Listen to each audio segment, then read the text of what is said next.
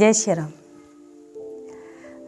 कई बार कई लोगों का प्रश्न होता है कि क्या इस जन्म के बाद भी हमें मनुष्य शरीर दोबारा मिल सकता है।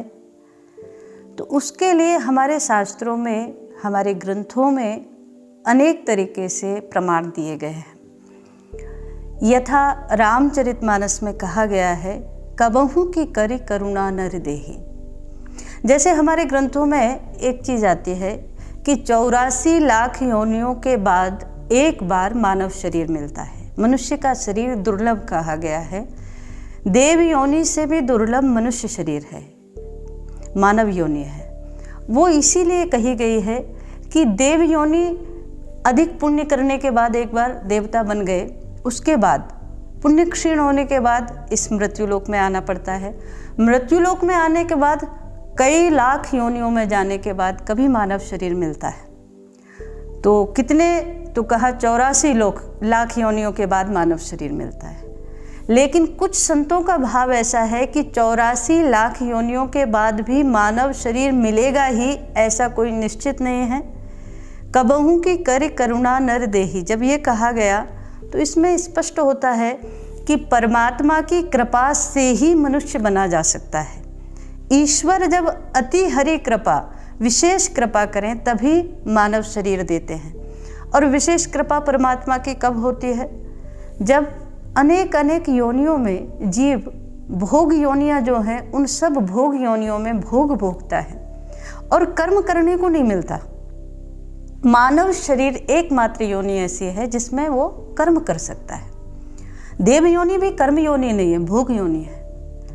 और जितने भी पशु पक्षी हैं ये सब भोग योनि हैं। तो इन सब में केवल भोग भोगे जा सकते हैं। आपने जो कर्म किया है, जैसे आप कमाते हैं और आप कमाने के बाद अपना धन संपत्ति जो है बैंक में बैलेंस कर देते हैं, उसके बाद उस बैलेंस को आप निकाल करके उपयोग करते रहें तो एक दिन तो कभी जीरो होगा ही। ऐसे ही जितनी भी योनियाँ हैं ये सब भोग योनियाँ हैं, इनमें आप कर्म नहीं कर सकते। तो मनुष्य शरीर कर्म करने के लिए मिला है। ऐसे में जितनी भी योनियां हैं सब भोग भोगने के लिए, कभी सुख कभी दुख, कभी कुछ कभी कुछ। जब जीव की इन योनियों में भोग भोगते भोगते दीनहीन अवस्था हो जाती है, तब परमात्मा को इस जीव पर कृपा करुणा दया आती है और तब परमात्मा कबहू की करि करुणा नर देहि, और तब परमात्मा करुणा करके इस जीव को एक बार पुनः मानव शरीर में भेजते हैं कि अब तू नया कर्म कर, शुभ कर्म कर, अच्छे अच्छे कर्म करके आ और फिर एक बार उन सब कर्मों के अनुसार शुभ गतियों को प्राप्त हो। इसीलिए कहते हैं ये मानव शरीर केवल खाने के लिए, सोने के लिए और ऐसे ही व्यर्थ गंवाने के लिए नहीं मिला है। दुर्लभो मानुषो देहो देहिनाम क्षण भंगुरः। ये मनुष्य शरीर दुर्लभ इसीलिए कहा गया है क्योंकि ये ऐसा शरीर है जिससे आप मोक्ष तक की यात्रा कर सकते हैं। और यदि इसमें आपने निम्नता की श्रेणियों को पार किया तो फिर आप इसके द्वारा पतन को भी प्राप्त हो सकते हैं।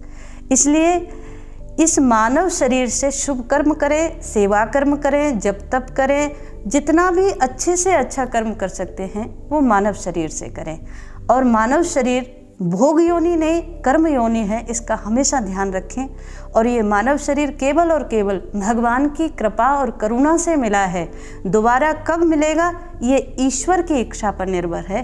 तो इसलिए 84 लाख के बाद भी मनुष्य बन सकते हैं आप, ऐसा कहना कोई सबके लिए उचित नहीं है, क्योंकि भगवान की कृपा के बिना मनुष्य नहीं बना जा सकता। भगवान ही कृपा करके मनुष्य बनाते हैं, मानव शरीर देते हैं। और इसीलिए भगवान की कृपा का सहारा है, तभी हम लोग मानव शरीर में आए हैं। जय श्री राम।